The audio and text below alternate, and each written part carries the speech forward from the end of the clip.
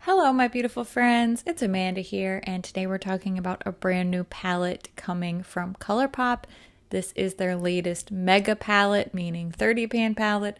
It's launching on the ColourPop website this Thursday, August 4th at 10 a.m. Pacific time. If you're not sure what your time zone is, just give it a quick Google and that will tell you what time it's launching where you are.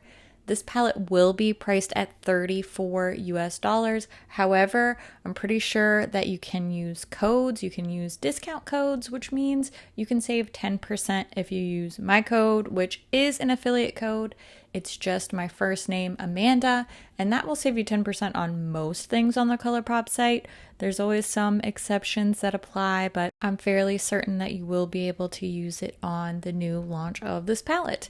And just a little side note, this picture that you're seeing up on the screen here is from my Instagram. I always post things first there, and I've been doing a lot more live swatch reels and things like that. So make sure you go check out my Instagram page. It's just Makeup.Just.For.Fun, and you'll get to see things first, and you can also tell me which palettes you want to see in the comparisons and all that fun stuff. And that's always linked down in my description box, so if that makes it easier for you, go check out Makeup.Just.For.Fun on Instagram. Okay, all right, now let's get into the palette. First, I'm just going to show you close-ups of the packaging and the shades. What we're looking at here is just the outer box first, and as you can see, there is this little cute cartoony like cloud print texture in the background.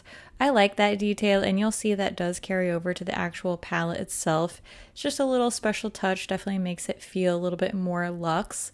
Then when we look at the back of the palette, there's just the shade names, so not any coordinating colors or anything, but we have all the shade names laid out, and you will see on the box there is an ingredients list.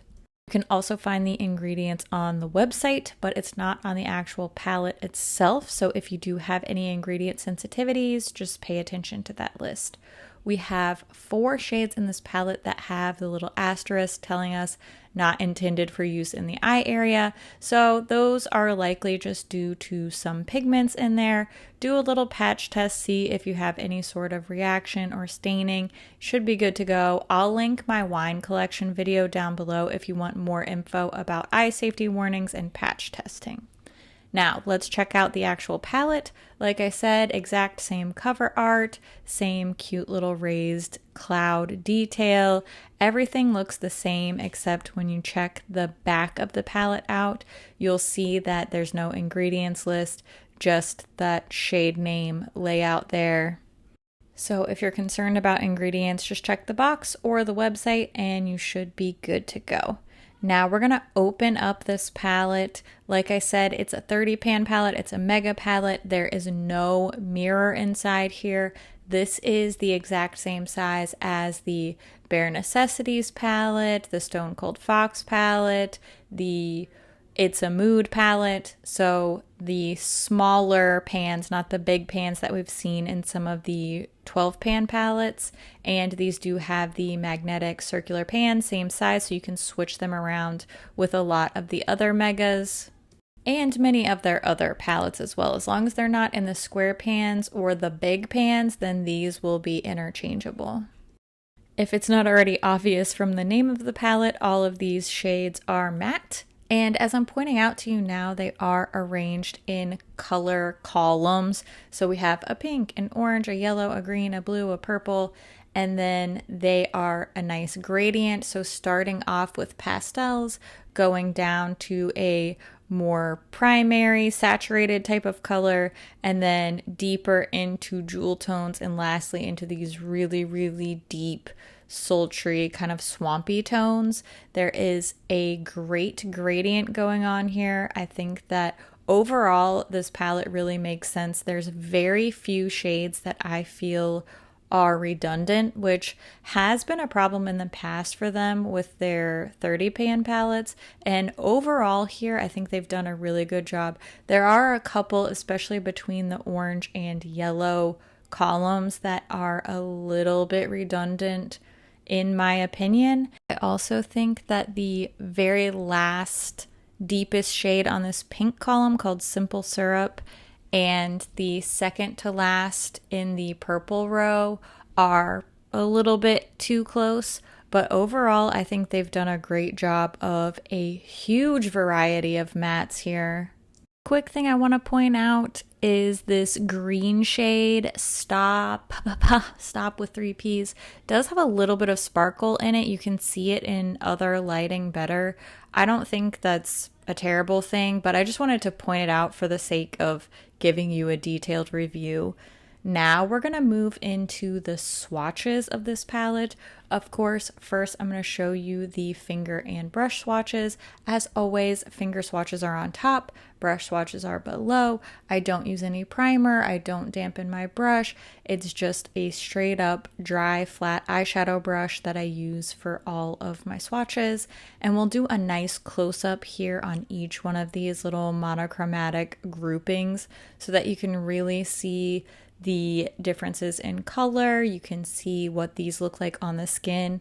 I will say I have struggled with a little bit of dryness with a couple of these shades.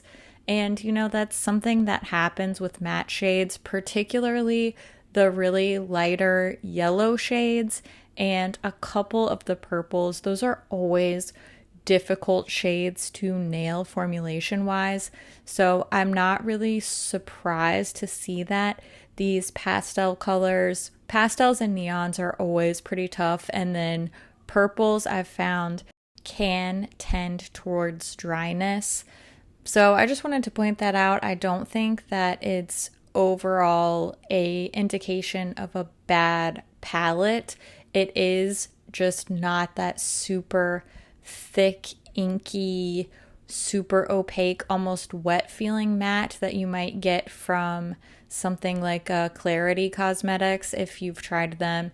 I do find that this ColourPop formula can be a little bit more forgiving, a little bit easier to work with than something that is that super inky, opaque matte. So it's really just down to preference. I don't think one is good and the other one is bad. They're just different, and I think that they suit different types of looks, and just different people will prefer one over the other. This is the type of formula I've found that does tend to perform better with a brush than with the finger swatches. So I think that is a good sign, because I don't know about you, but I do tend to use brushes for my mattes more than a finger application. Now it's everybody's favorite time. It's comparison time. I have a whole lot of comparisons for this palette. Starting with a few of the 9-pan palettes, I selected a monochromatic 9-pan for each one of these monochromatic columns, and I tried my best to get the closest matches possible. As you can see, Big Poppy and Lil Ray of Sunshine are almost literally exactly the same as the Matte About Hue rows, and those are the ones that I already felt were really redundant within this palette anyway. When it comes to Just My Luck, Blue Moon, or Kid You Not, we have a lot of similar tones happening here, but we are introducing a lot more shimmer finishes to get the same tones. Long story short, with the 9-pans, if there's one particular column of this Matte About Hue palette that you're interested in, you can always just grab one of these 9-pan palettes and you're going to get something pretty similar. I think the most obvious comparison that comes to mind is the Fade into Hue palette, which, you know, we have the same play on hue here, so these are both rainbow palettes. Fade into Hue overall has a lot of different textures. We have plenty of shimmers, glitters, and overall it seems that Fade into Hue is a lot lighter and brighter. I could see these being great complementary palettes to work together. Overall, it's a very much sisters, not twins type of situation, particularly when it comes to the purples. The Fade into Hue purples are a lot more blue based, and the Matte About Hue purples are all practically red in comparison. Next up, we have Play It Jewel, another rainbow mega palette. And again, we're seeing some very similar tones, but not always matching 1-to-1, and Play It Jewel has several shimmer shades. I like that Play It Jewel doesn't have pressed glitters. I'm just personally not a fan of pressed glitters. But again, these would work well together. I don't think they are particularly matchy-matchy when it comes to the colors being compared 1-to-1. However, I do get the sense that if you have the other more rainbowish mega palettes, so this last one, It's a Mood, is the more jewel toned kind of rainbowish palette. If you have It's a Mood, Play It Jewel, and Matte About Hue, then I do feel like overall you pretty much already have these colors, especially if you have any of those particular 9-pan palettes that I pulled from at the very beginning of the comparisons. I do think the main differentiating factor for Matte About Hue are these deeper jewel tone and grungy tone shades, which It's a Mood is the only one that really comes close to replicating. And it seems like they have a nice bright grungy row going on here, which I know that seems counterintuitive, but that's sort of how I can describe it. And speaking of grungy tones, the Surge palette from Blend Bunny was recently added to my collection, and I will have a video about this one soon, but I thought this was a good comparison because it also has some of those deeper, more grungy and jewel tone colorful mattes. And I think the first half of the palette here isn't such a great comparison, but I do think that Surge has more of the similar feeling with the greens, blues, and purples than a lot of the previous ColourPop palettes that I showed. So I just wanted to throw this comparison in here. If you're really looking for only those deep tones, you may already have them if you have the Surge palette.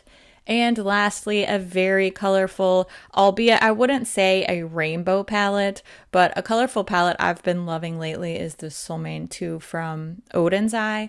And there are a lot of similar tones here, but the Odin's Eye one obviously is very shimmery. I decided to do this comparison last minute, and I think it's actually a pretty decent shade-wise comparison anyway. I feel like public opinion of this palette is going to be either not another rainbow palette, or wow, these are the tones I've been waiting for, these are the matte shades I've been waiting for. And I can definitely see both sides of that coin.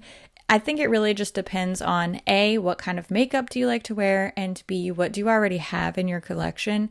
This is going to be a great palette to fill in a lot of colorful mattes that often are lacking.